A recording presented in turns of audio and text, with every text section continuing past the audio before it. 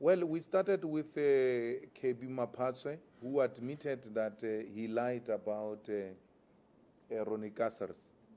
We wrote to Public Protector and the Speaker to investigate a deputy minister who admits to lying. To lying. What does the Executive Code of Ethics say about that? And then Zwane comes, he makes false statements. Let's hope they are false, because we don't know who's telling the truth now. Everyone can be trusted, including Pravin himself. So because we are over-exaggerating Pravin as well. Pravin is a big problem, and we'll deal with that after this. You know, so Zwane says there's a cabinet decision, and then the spokesperson says there's no cabinet decision. We admit we misled our people. And the ANC says the minister must be reprimanded and disciplined. What do you mean by that? How do you discipline a minister? Somebody must outline that procedure. How do you... Because the ANC must have courage enough to tell Zuma to remove the man. That's a Gupta deployee. Zwane is not known by anyone. No one can take full political responsibility for Zwane. That's what happens when you allow business to deploy its stooges in the cabinet. Zwane is acting on the Gupta's instruction. And Zuma, I don't know if you say Zuma must remove Zwane. Zuma must remove himself. Then we will not have Zwane. If Zuma is gone, we will not have Zwane, we will not have that cook called KB Mapache. We will not have Van Rooyen. We are in a mess. We will not have Batabile Dlamini and Lindiwe Zulu who gang up to beat up another minister. If you doubted that there was a problem of legitimacy, just look at the conduct of all ministers. They all behave like they are in a shebini. They all behave like they are all drunk. Batagilwe Damini. A new name is Batagilwe Damini. You know, everybody just look drunk. They all don't appear like they are working on anything tangible to rescue South Africa. Dali has just characterized it properly. They are moving from one crisis to the other. Look at what happened in Western Cape. They got how many persons now? 20 something in Western Cape. You are the opposition. You can still afford to eat each other alive.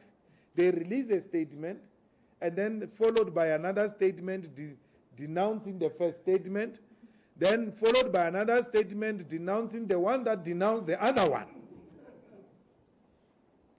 This is a party in crisis. Anyone who had a doubt, then there's all this evidence there. Then there comes a man who must come and save us, Pravin, a minister of finance who's got shares in all the companies you can think of. And then we're talking about state capture, because the Guptas have captured Zwane. And then we don't speak about how the Ruperts and them have captured Pravin. A white monopoly capital has captured treasury. It's not only Pravin. Anyone else who has assumed that responsibility has been captured by white capital. Trevor has got shares. Nene has got shares in the same companies that Pravin has got shares. They are all captured. They are all working for white capital.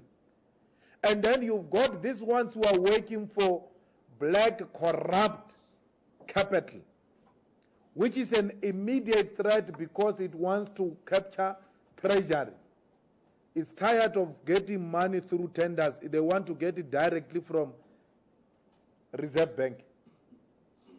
So either way, the ANC is controlled.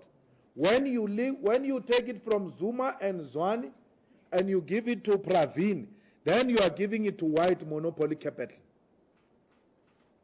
The ANC is not in the hands of the people. It's in the hands of corrupt black capital and white monopoly capital. The ANC has been captured by capital either way you look at it. So there is no messiah in the ANC to rescue the African National Congress. Why would Pravin refuse to go to the Hawks? Who is Pravin after all? Why is Pravin trying to behave like he's untouchable? Behave like if you touch him, this country will collapse. No. You don't correct wrong by doing wrong. Pravin must subject himself to the Hawks. It doesn't matter how many drunkards are leading the Hawks today. Respect the institution called the Hawks. Because it's not about you, Pravin, it's about the institution. After you, the institution remains. So tomorrow, all of us can tell the Hawks where to get off. Because we learned from Pravin. People say, no, there is no law which was compelling him and all that. It's not about the law. When you are called by such institution as a political figure, as an influential someone, in trying to restore and protect the image and the credibility of that institution, you just go. And then go and tell them inside the offices there, show me the law which gives you power to call me here. They will not show it to you, and then you say thank you. But you create and you teach South Africans that when you are called, be scared and respond. So, Renar mapedi ba bangwe ba rena ba ka sepedi ba re sebiletswa se a tshosha. So Pravin just undermines that because yena ha she is the most powerful man. He's untouchable. If you touch him, the markets will react. We can't have a minister appointed by markets. You are eroding the power of the president and the political leadership. Some of you are happy because it's happening to Zuma, but you are setting a precedent. Zuma will not be president forever. Let us protect that office of the president. Let us protect the power of that office of the president. We understand it's occupied by a criminal. But let us not create a precedent that will render that office forever useless. Now, when you take over that office, you will want to check who Rupert wants. If Rupert doesn't want, then you can't appoint. Why is Rupert not contesting elections then? And then appoint a finance minister? It can't be. Let the markets contest elections and appoint finance minister.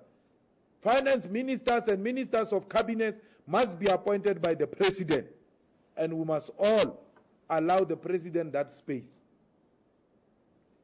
Even this criminal, for as long as he's a president, he must be allowed to exercise that authority. But he must know there will be consequences.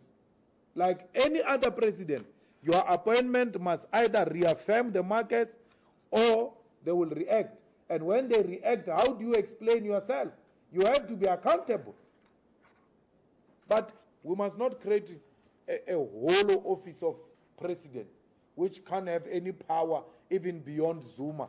Because we created that precedent. We thought we were doing it for Zuma, but we've actually created for all those who are coming. They will never do anything. They will be helpless. They will not have power. The power will be in the hands of the market. It's dangerous for our constitution. There's nowhere in the Constitution of the Republic of South Africa where they said the markets will be responsible for the appointment of Minister of Finance. So if there is a man who is directly involved in the conflict of interest, it's Pravin himself. He's got himself to blame. Those things that happened in the SARS and all that, let everyone go and account. We must all account. Let everyone go and account. And sitting from where I'm sitting, I know Pravin did that to me when he was still trying to impress Zuma. And Pravin should know from experience that concocted charges will never stick. So he has got nothing to fear. He knows how the state operates. And therefore, he should be the first one to go because he knows there's nothing to fear.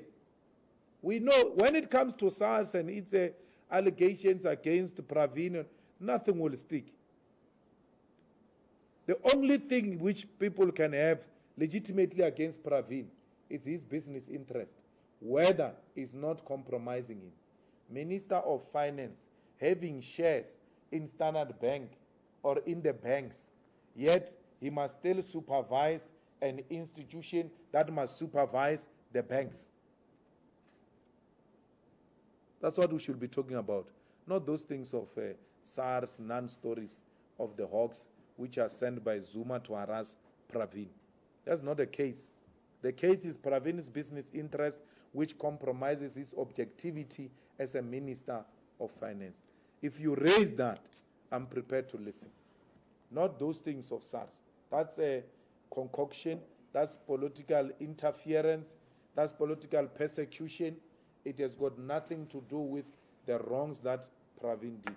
I was the first one to take a dossier to the former commissioner,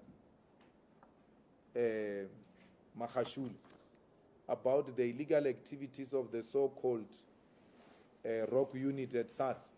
I knew about that long time ago. I was the first one to tell them about that. I know who played which role, what the rock unit did, where, and what it did against some of us. But you are not going to use those personal fights we had with them to mobilize us into a fight which is politically motivated to delegitimize Pravin so that you can steal our money at the reserve bank. We're not going to agree to that. We're not going to support any effort that seeks to capture a treasury so that people can have direct access to a reserve bank.